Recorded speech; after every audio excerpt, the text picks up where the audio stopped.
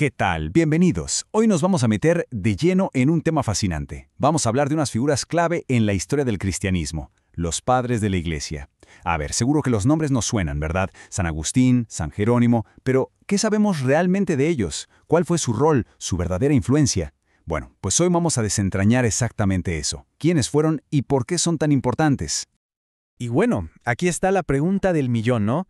¿Quiénes fueron los padres de la Iglesia? Parece algo simple, pero la respuesta, la respuesta nos abre una puerta increíble a los primerísimos siglos de la fe. O sea, ¿quiénes eran estas personas en realidad? ¿Qué hicieron para que los llamaran padres? Vamos a ver todo eso, paso por paso. Ok, empecemos por el principio. ¿Cómo debe ser?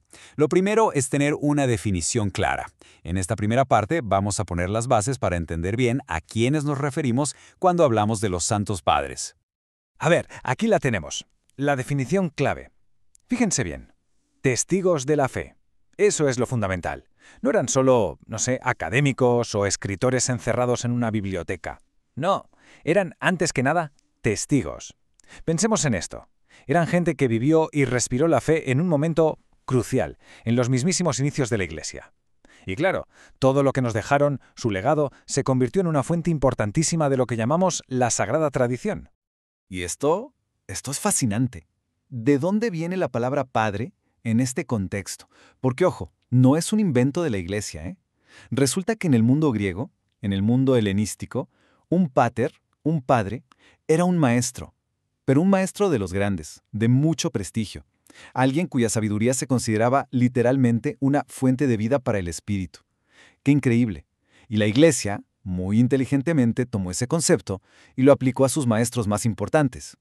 Bien, entonces, ¿qué hacían exactamente? ¿Cuál era su función?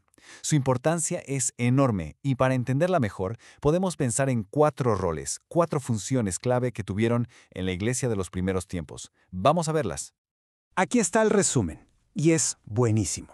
Primero, fuente de doctrina, o sea, eran como un manantial de donde brotaba la enseñanza clara. Segundo, fundamento sólido. Imagínense, son los cimientos de la casa, justo después de Cristo y los apóstoles. Sobre ellos se construyó mucho de la teología. Tercero, y esto es clave, eran modelos a seguir. Mostraban con su vida cómo se vive la fe. Y por último, son como nuestros hermanos mayores, las luces, las luminarias, que nos iluminan el camino desde el principio. Si juntamos todo esto, queda claro que no solo enseñaron la fe, la moldearon. Pero atención, no cualquiera podía recibir este título, ¿eh? No era tan fácil. Con el tiempo, sobre todo a partir del siglo XVI, la Iglesia dijo, vamos a poner orden. Y se establecieron 4 criterios, 4 requisitos muy específicos para definir quién entra en este grupo selecto. Es como la lista de chequeo oficial, por así decirlo. Aquí los tenemos. Son 4 puntos, 4 pilares. El primero, ortodoxia de la doctrina. Simple. Lo que enseñaban tenía que estar en línea con la fe auténtica. Segundo, santidad de vida. ¡Claro! No bastaba con hablar bonito, había que vivirlo. Su vida tenía que ser un ejemplo. Tercero, antigüedad. Tenía que pertenecer a esa primera época de la Iglesia, un periodo que ya se considera cerrado. Y el cuarto, que es como el sello final, el reconocimiento de la Iglesia. O sea que toda la Iglesia estuviera de acuerdo en reconocerlos como tales. Y ese primer punto, el de la ortodoxia, nos lleva a una aclaración súper importante. Miren la tabla. Por un lado, la Sagrada Escritura, la Biblia, que se considera inspirada por Dios y por lo tanto sin error. Y por otro, los escritos de los padres. Ojo, ellos son testigos de la fe, importantísimos, pero sus escritos no son inerrantes. ¿Son guías increíbles? Sí, pero no están al mismo nivel de autoridad divina que la Biblia. Esto es fundamental entenderlo. Y para que vean cómo funciona esto en la práctica, el caso de Orígenes es perfecto. Orígenes fue un genio, un escritor cristiano increíblemente influyente. ¿Pero qué pasó? A pesar de su brillantez, algunas de sus ideas fueron, digamos, polémicas. Se cuestionaron después. Y por eso nunca tuvo ese reconocimiento unánime de toda la Iglesia. Así que, aunque es una figura gigante en la historia del pensamiento cristiano, formalmente no se le considera un santo padre. ¿Ven cómo funciona el filtro? Bueno, hablemos ahora del tercer criterio, la antigüedad. Porque suena un poco vago, ¿no? Una época histórica ya cerrada. Ok, ¿pero cuál? ¿De cuándo a cuándo va exactamente esta época de los padres? Perfecto, esta línea de tiempo nos lo deja clarísimo. Miren, el punto de partida es el final del siglo I, justo cuando muere el último apóstol, San Juan. De ahí arranca. Luego tenemos una primera etapa, los siglos II y III. Después viene la Edad de Oro, el apogeo, en los siglos IV y V. Y el punto final, el cierre de esta era, llega en el siglo VIII, en Oriente con San Juan Damasceno y en Occidente con San Beda el Venerable. Ahí se cierra el telón. Pero a ver, ¿por qué ahí? ¿Por qué se corta en el siglo VIII?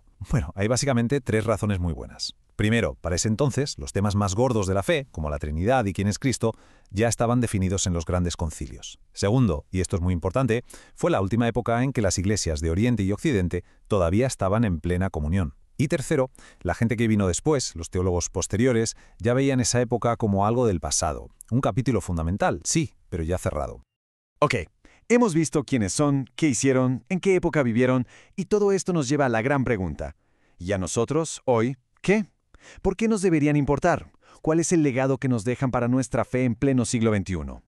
Y creo que esta frase lo resume de una forma preciosa. Escuchen, acudir a la fuente patrística es beber agua pura, limpiarse y rejuvenecerse en la fe. No es solo leer libros viejos por historia, ¿saben? Es una experiencia, es ir a la fuente original para renovarse.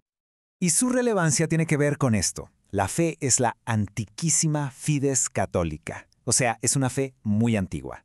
Pero ojo, no antigua en el sentido de anticuada o pasada de moda. Es antigua porque está conectada con algo eterno, con la verdad misma. Así que cuando leemos a los padres, lo que estamos haciendo es conectar con esa raíz, con esa verdad que no cambia, que trasciende el tiempo. Y para cerrar, quiero dejarles una imagen, una analogía que me parece perfecta. Pensemos en la Sagrada Escritura, la Biblia, como un río inmenso, el río principal de la revelación.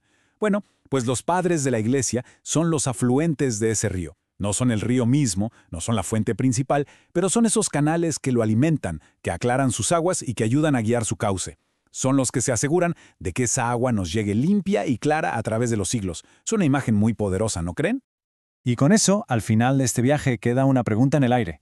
De toda esa sabiduría inmensa que nos llega de los primeros siglos, ¿qué enseñanza de los padres nos habla más fuerte hoy, en nuestro mundo? Es algo para pensar, ¿verdad?